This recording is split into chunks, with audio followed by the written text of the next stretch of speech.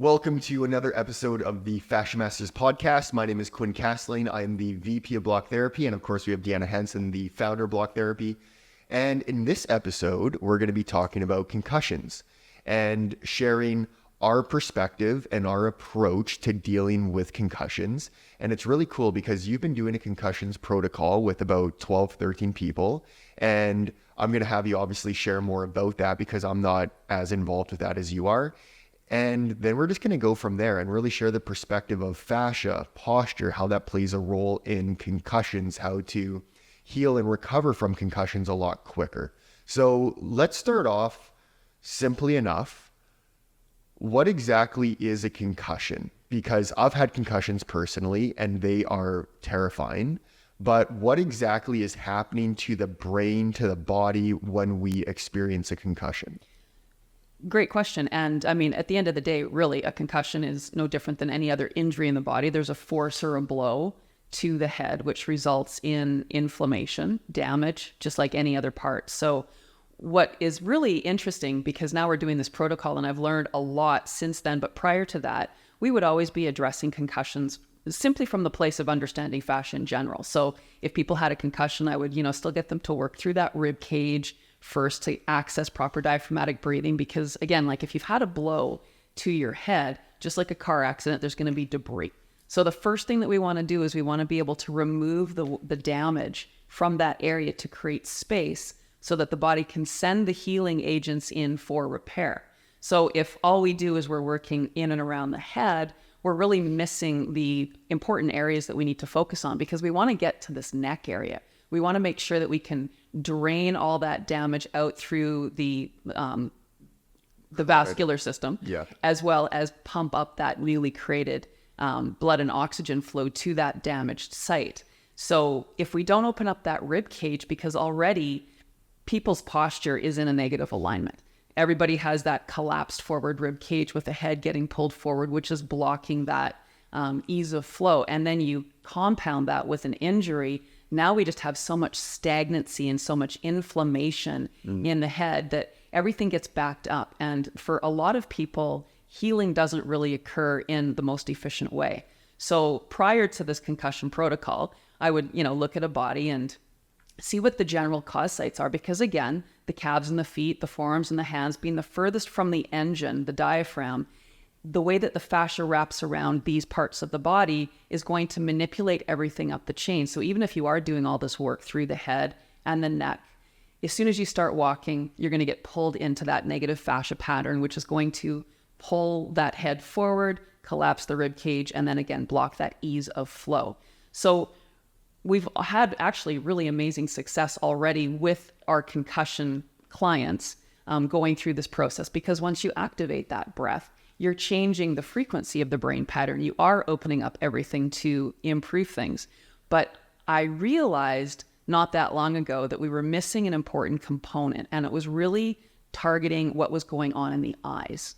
So this has been just a phenomenal process for me and for the 13 people that are going through this protocol. We are almost at the end of 3 weeks, and I've been And that was the scheduled duration? Yes. Okay. And to know that we'll go on longer, but I wanted to see what a 3-week protocol. So we were connecting twice a week, and they had a block process to follow, but every time I was giving them some specific work in the eyes. And it's fascinating too when you realize that how we see the world impacts our entire alignment. Because if you blocked one eye and you were having to walk around the house, your entire alignment is going to shift. Because if we only have vision out of one eye, that's going to change our center of gravity and how we keep our body positioned in that upright alignment. So if you imagine 20, 30, 40, 50 years, however old you are, of collapsing into those spaces in the body that is now creating a shift and a change in the alignment of your head, your eyes are also shifting in alignment. And they get sticky and gluey. Like the eyes are like a ball and socket joint. And we want full range of motion for the eyes. But when we're sitting and we're collapsed in front of computers for hours a day, now our eyes end up like a shoulder joint having limited range of motion. So once they're out of alignment, now these cameras that, are sending information to the visual cortex, they're being manipulated. So now that's confusing what we're actually seeing in the brain and how we're interpreting what's in front of us. So we've been focusing directly, working on the eyes, and the changes have been remarkable for people. So let's take a step back. Between the 13 people, when did they experience their concussion? Could this have been months ago, days ago, years ago, decades ago? All of it. Yeah. We've had people that it was 2-3 decades ago, some people more recently, but it's totally variable in that regard. But basically we were asking people, are you still suffering from some latent issues as a result of a concussion? So we had, I think it was 10 markers of questions like fatigue, blurred vision, issues with memory, like all the typical, symptoms that people with concussions will have. So that's been the really cool part, is we're seeing these changes along the way. And for some people, of course, we're jarring things up. If you actually put pressure, just gentle pressure into both of your eyes when they're closed, you might experience pain. Not when you're open? Not when they're open, no. You might experience pain. A lot of people felt anxiety. A lot of people had that referred sensation to the area of injury.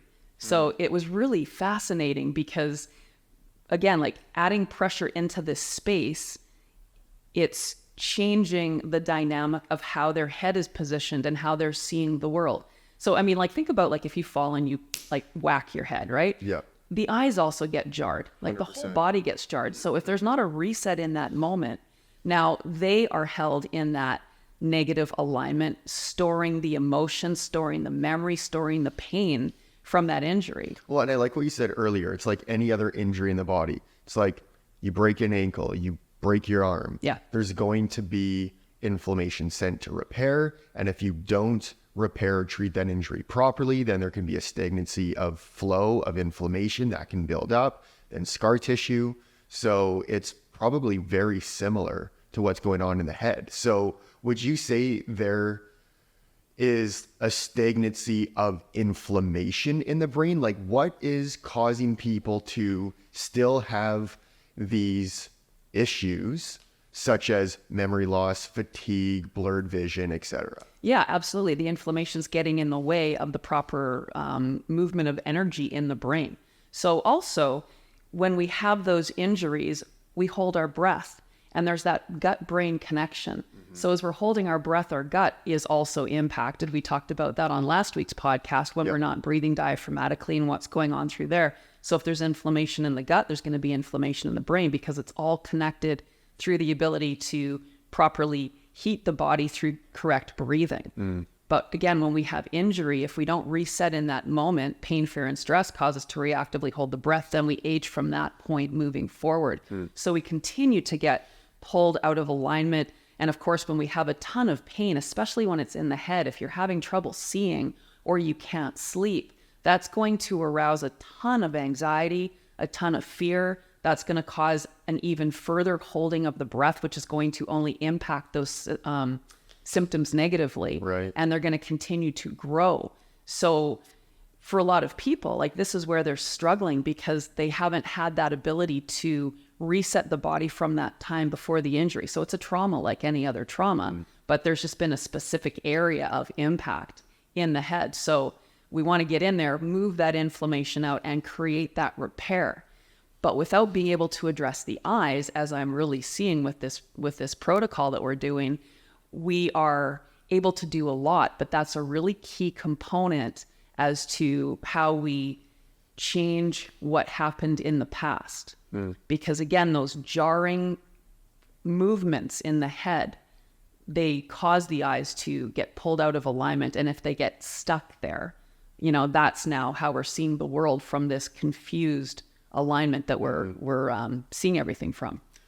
So what kind of success have you seen so far? Well, one of the first things is the majority of people, their vision is improving immensely. They're feeling calmer, they're sleeping better.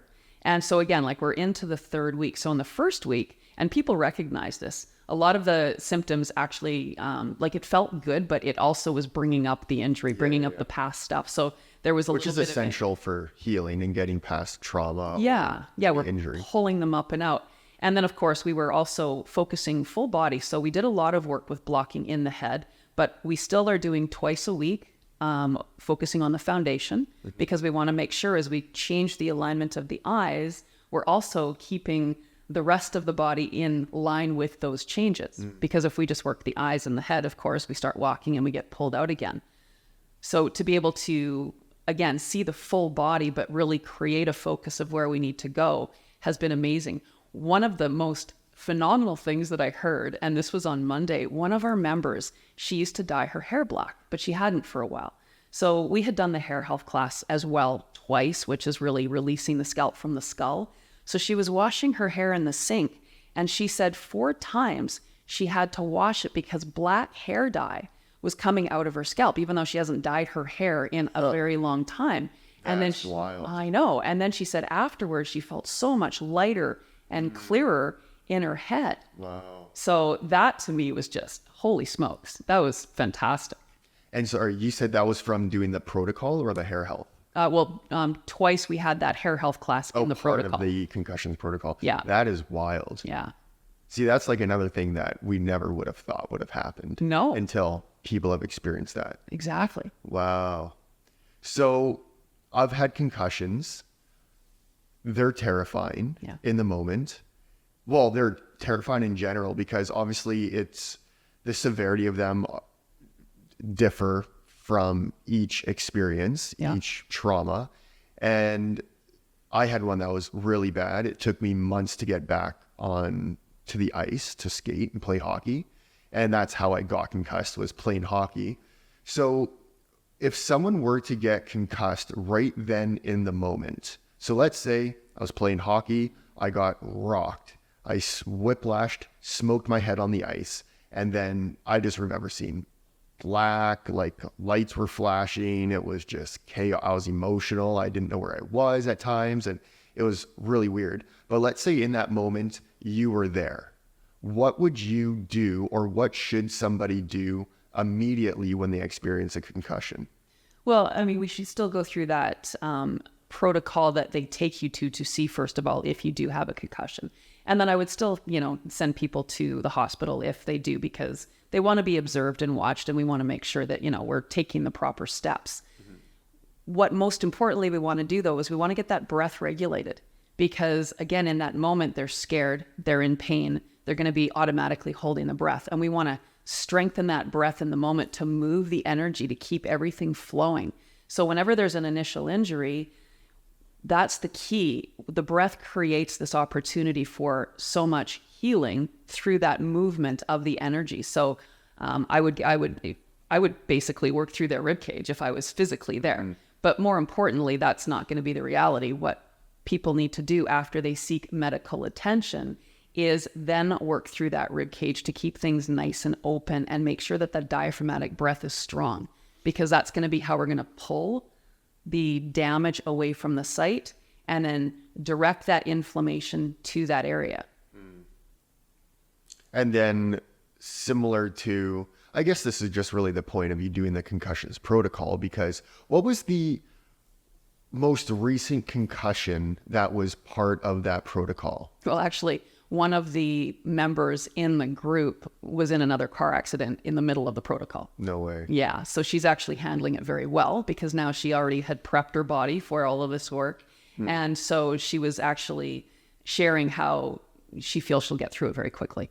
This other, added stress to the body. Yeah. And that's the thing too, because I remember reading a book years ago. I can't remember the title of it, but they were talking about how this doctor's patient was in a really bad car accident, car flipped, patient lost consciousness, but wasn't that damaged or affected. And then shortly after, she's sitting in the car and she slowly sees this car backing up into her car. And because she gets into this preparation mode, this freeze mode, this stiff mode, this little bump actually created more symptoms, because that's what happens when we're frozen. When we have impacts, if we're super spacious, we can accommodate them. If we're really frozen, we don't. It reminds me of those stories where you hear, a baby falling from 4 stories and they bounce and they're okay because they're so spacious. Where somebody older can simply, fall from standing and they can break a hip because they are more like glass at that point. They're more fragile. So the more space we have, the more elasticity, the more we can handle impacts, and then the body just resets automatically. So, that's the thing though. The more trauma we have, the more frozen we become, the more these little impacts can affect us negatively compared to if we always have a nice open fluid system, then again, the body can handle so much. And it's just a very different body when you're a diaphragmatic breather and you have that understanding of keeping your systems fluid.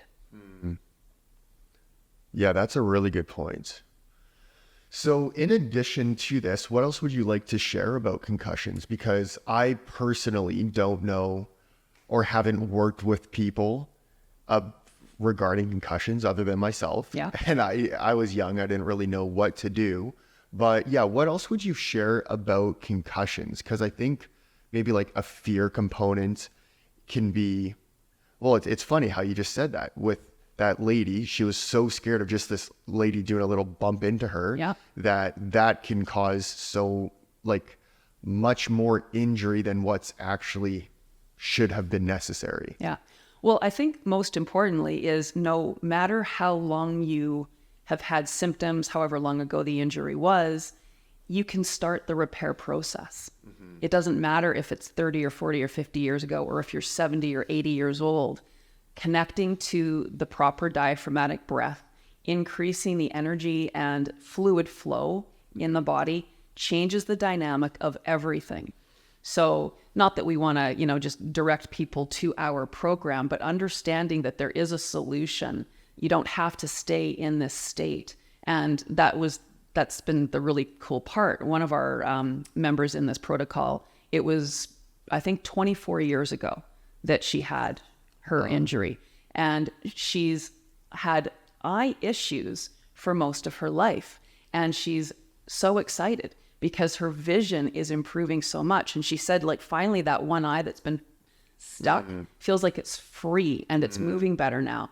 And, her eye pressure has gone down. Like all of these things that impact how you feel. And again, like when your eyes are affected, I mean, any time you have scratchy eyes or blurry eyes, it affects everything. I was just thinking that because even this morning, woke up and my eyes just felt a little heavier. But then it makes your brain feel heavier and more foggy. And that just can affect everything and your energy throughout the day and energy to get out of bed in the morning. So yeah, when your eyes are free, I've noticed a huge difference with my cognitive function and then just in general how I feel. And basically what we're doing, and I don't advise people to just go and do this, but what we're doing is like we're putting pressure in right into the eyeballs, and I'm having people hold for like 3 minutes, doing them evening and morning. So you're lying down when you're doing this. And then one of the things that I learned when we were on that yoga retreat is you should be washing your eyes with water, cold water every morning to clean out all of the stuff. And it was really fascinating because, the instructor that was teaching us, she said, if you think about 60 or 70 or 100 years ago, how much did you see in a day? You might have seen your family. You might have some animals on a farm. You might see some trees, the sky, the grass, like whatever, right? Today, the influx of information coming in through the eyes is overwhelming. Yeah. I mean, we're constantly on these screens that are adding negativity, and just the number of people. If you live in a city, like just there's so much coming in. So to be able to clear out through that cold water every morning. And I've been having the protocol members doing this and they're loving it. Like it really does help to clear things out. I've been doing it in the mornings as well. And it's just like a refresh. Yeah. And so that's a really positive thing. It's a cold plunge to the eyes. Well, exactly. Yeah. And then also we're getting in around the orbit and we're putting pressure so that we can find those areas of density and melt through them just like we would with block, but we're going right around the eye. So we're getting quite deep, like between the orbit. And when you actually take your finger and you bring your finger between the eyeball, you'll find areas that are really dense and painful. So those are the areas. So we don't rub, we just go in and we hold. And we're just going in and we're holding again for that 3 minutes once you find that area of density so we can soften it. And that is going to help the fascia that's fallen into that space get pulled up and become integrated again, because I mean, gravity causes us to fall into those joint spaces, and the eye is a massive joint space. So that's why as we get older, you know, people think that this tissue is so much weaker or thinner. It really isn't. It's just that so much has been pulled away. And it's getting spread thin. Yes, it's getting spread thin. Being tugged. Exactly. And so that's the really cool part too. People are feeling these connections. So you're working on the eyes and suddenly you're feeling, you know, some people have felt it in the back. Some people are feeling it in their ribs. They're feeling it through their face, into their teeth, down their arms. So that's wild. Again, just like when we're blocking, we can have this referred sensation throughout the body. But specifically when we're doing this work with the eyes, it's really amazing and fascinating what we're uncovering. So we're not quite done. So you know, in the next few weeks, we'll do another podcast around this as we have even more information. But I'm just so incredibly hopeful that many people that are struggling can actually find the solution that they need. Because again, as you know, when you have a concussion, it's terrifying. And if you don't reset your body, you can end up having these issues lifelong that will impact quality of life. Yeah, so if somebody's listening and they had a concussion, no, we're not going to talk about as of very recent, but let's say months, years, decades. Yeah. So something they can get started with is, of course, doing the belly position, which we share on our YouTube. We have free gifts on our website. People can access and do that as well. So belly position, working all throughout the rib cage, opening up the carotid arteries and just really focusing on the flow. And then once you've done that, applying pressure on your eyeballs gently and holding for about 3 minutes twice a day.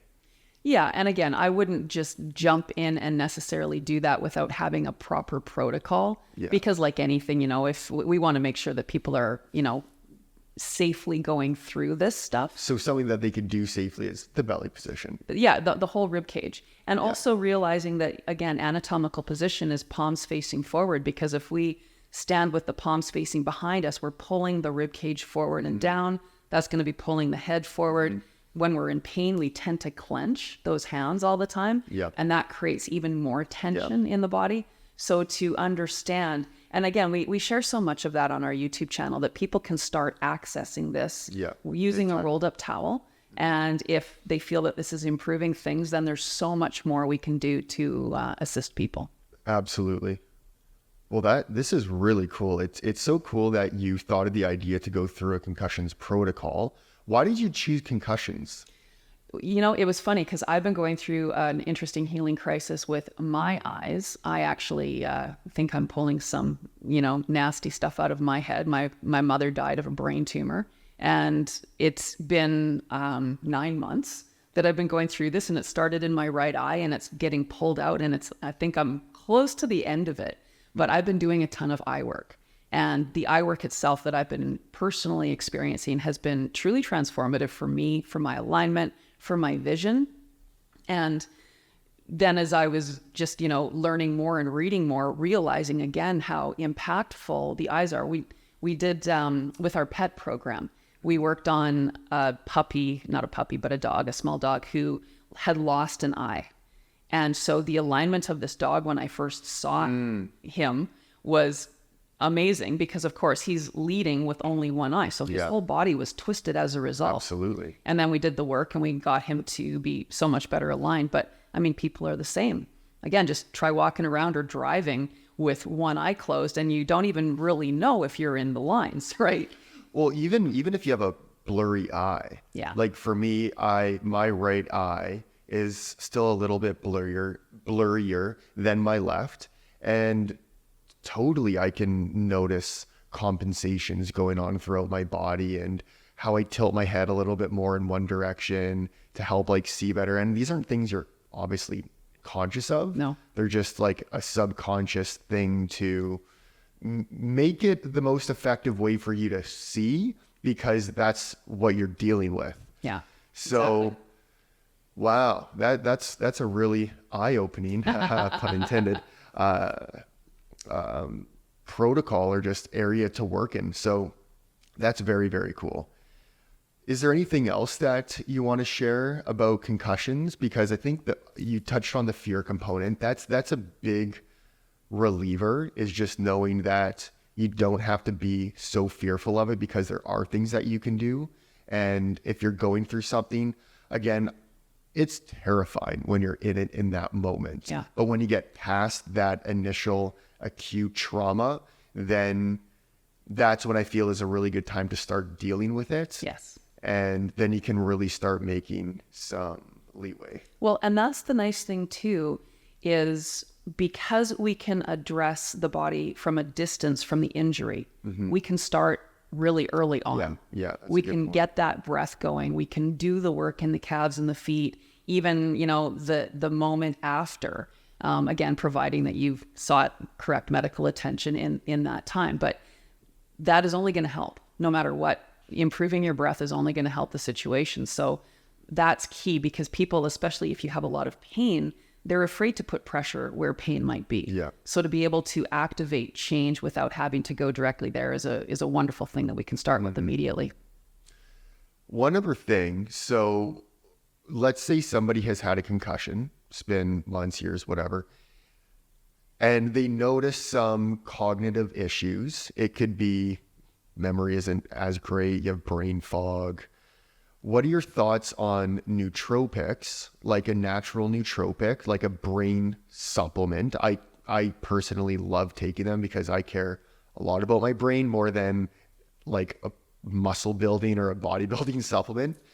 What are your thoughts on those in general? You think those would be really beneficial if somebody were to have a concussion? Like, obviously, I'm sure there could be improvement, but you're still not really addressing the root cause of it. That's how I'm seeing it. So it's like, hey, it could definitely help taking lion's mane, bacopa, chaga, if that's even considered a nootropic, all these different natural adaptogens or mushrooms or whatever.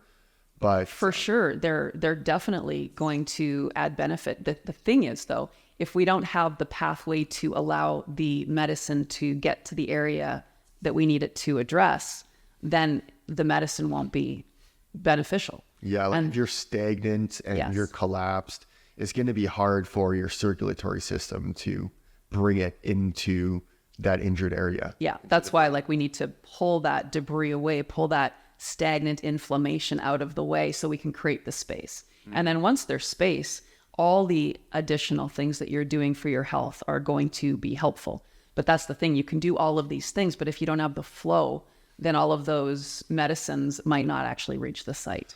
What about, so obviously we want to improve flow to the brain to also help carry out the stagnancy in the brain. Yeah. What are your thoughts on inversion tables, headstands, handstands? Well, I remember reading in yoga when I was going through the yoga teacher training, they said one of the best gifts we can give ourselves is inverting up to 10 minutes a day.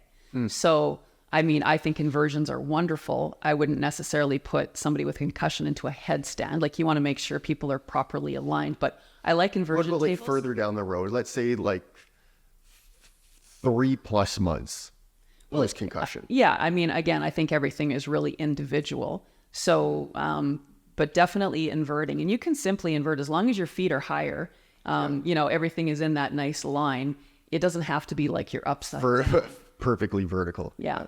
But having said that, if you do know how to do headstands with correct alignment, I think they're amazing. But I know lots of people do headstands and they don't have their neck aligned, and then that Totally. can create challenges for It's the like neck. anything. Yes. It's like anything. It's like going to the gym, working out, thinking you're doing your body good, but you're performing everything incorrectly and you're just making your issues worse. So, but yes, I do believe inversions are a very positive thing if done safely. Very cool.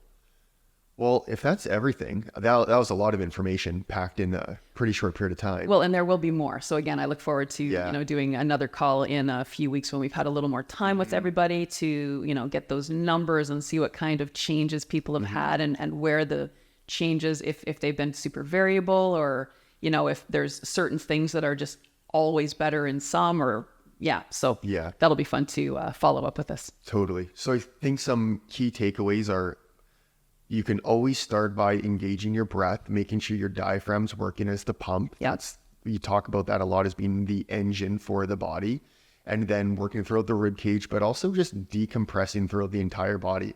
And it's so funny because even the more I am doing this work and experimenting on myself and other people, you always get humbled by how connected we are, because it's really funny how the brain works and how you think, oh, well, I injured my shoulder, I got to work in the shoulder right away, or I got to work even just like a joint relatively close, so the elbow or the rib cage, and yes, you got to work that. But it's funny how quickly we can forget how crucial the calves, the feet, and everything is connected.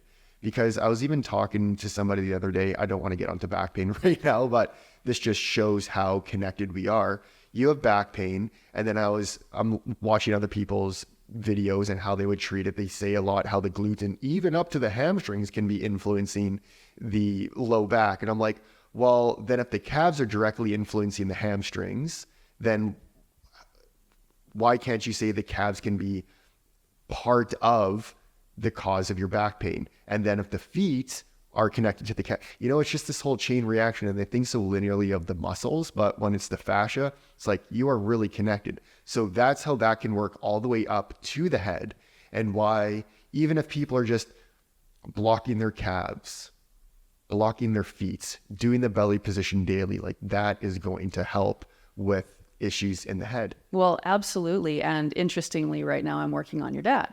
Because he has had, he told me about this. Yeah, like issues with his hip and his back. So I saw him Monday and Tuesday. Today's Wednesday, and I'm going to see him one more day, and then you guys are going away for a while. Yeah. But so I worked 2 days on his feet, between his toes, like that work that we shared last time, where if you actually, and this is just important for everybody, like the more people can do this, the better their overall alignment. If you can take 3 minutes between each toe and put pressure between each toe to the point where you're feeling that pain, then you're going to create a reset for the feet, because the toes, the way the fascia will whip around the toes, this is the furthest. It's like if I took your hand and I gripped it and I tugged on your shoulder, where I'm gripping at your hand is the cause site for what's going on in the shoulder. So because the feet are so frozen, so after the 2 days, he sent me a text yesterday saying like, you can't believe how much better he feels. Yeah. And what was interesting is when you saw his side alignment, his head was pulled really forward. And the chiropractor said, wow, like you're pretty good from that front view, but from the side view, your head is pulled way forward. Right. And that's coming from the feet. So again, if we're talking concussions, and this is our alignment even before a concussion, now you already have all this stagnancy. Yeah. And you're not going to have that ability to drain the damage and feed the area for healing. And I think before, so it all happened from golfing, and then he just twisted something and boom, discs. I think 2 discs were slipped. And this is something I notice as well. If I like kink my neck or do something, your whole body will go into like a shock and into a freeze. So I don't think his forward head posture was that bad until the injury, because you're going like this. Yeah. Like you were just like locking up because you're always in pain. Like every time you move, you're like, oh my God. And you can hardly lift your leg and bring your ankle over top of your thigh to try to get a shoe on. Like it's terrifying. So yeah, it's amazing how your full body will respond to issues like this. And that's why it's so important to, yes, like decompress the entire body. But he specifically said, after you worked on his ankle and his feet, how much that helped. And I'm like, this is why I'm telling you, Dad, that you need to be blocking. And I was showing him that position you taught in the BTU workshop, where you're working your interior tibialis and your calf at the same time. Yeah. And I'm like, do that every single day, 5 minutes on each leg. Just do it. Like you got it. And then plus do some of these exercises just to help with like the movement of this, because as you're releasing down there, you want to start creating some movement in different areas of the body and making sure proper muscles are firing up. And I think with the combination of doing all that, I'm just trying to get him to golf. Like we're going to Arizona. I'm like, I want to beat you fairly though. I don't want to beat you because of an injury. Well, and just what was so interesting about working on his foot too, because as I'm working between the toes, the dorsiflexion improves. So because the toes, as we start falling out of balance and the toes become more frozen, it pulls the tibia, it spirals the tibia more forward on the foot structure, which limits dorsiflexion. Big time. So now every time you're taking a step, the compensations that are happening. So as the body gets pulled forward from that foundation where he was having a lot of pain right at the ischial tuberosities, you know, the whole body, like now your hamstrings are having to hold up this forward alignment, which is not their job. Yeah. So again, like just, it's fascinating. Yeah. But if we don't address those feet and calves, so again, just circling back to concussions, that's the nice thing, because spending some time in the calves and the feet, even if you do nothing else, is going to make a difference. Yeah. So you can approach things from a distance until you feel safe and comfortable enough to actually get to the area of injury. Yeah. Very cool. Well, that was really informative, very interesting, very cool to see how those 13 people are all seeing some sort of improvement, and you're coming up with new discoveries doing this, working in the eyes, and just also making it really simple for everybody to really understand what is happening and what it really is when you get a concussion and how the body can heal. Because you always told me when we first started doing this work 10 years ago or so, maybe even before that every cell in the body has the ability to go back to rejuvenation, back to its original state. And that's just such a hopeful statement, because like, why, how could that not be hopeful? You know, it's Right. like anything you've done to your body, if it's concussions, if you were abusing your body with certain whatever Right. substances, we'll Yeah. say, Yeah. to having a really poor diet, to breaking bones, to whatever it is, your body can go back. And that's, I think, the most hopeful statement that anybody can hear. And it's not that, oh, every cell in your body is going to go back to perfect alignment. As long as you're making some sort of progress and working in the right direction, that's all we need to do, is just make those baby steps, and then those baby steps add up. Exactly. So awesome podcast, awesome episode. Thank you very much. That was cool. Awesome. Thanks. And all information to give this a shot is on our YouTube channel. You can follow some videos, some classes to do the belly position that we were talking about, working in the rib cage, working even in the calves and the feet. And if you want to dive in with block therapy, go to blocktherapy.com. You can even start with their sampler program, which is $9. And there's a whole lot of really cool stuff there. And just to add, for those that might have questions to the people participating, you know, a lot of them are actually in our Block Therapy Community Facebook group. Yep. So if they want to go in and just say, like, any feedback on the concussion protocol, Totally. You'll hear from the people actually doing the work. Yeah, that's a very good point. So yeah, if you are someone who has post-concussion symptoms, then definitely go in there. That's a great idea. So just go into Facebook, type in Block Therapy Community, and then just request access, and then you can start asking questions and be connected with the community. So Awesome. that is everything. Thank you so much for tuning in. We'll see you on next week's episode. Bye, everyone.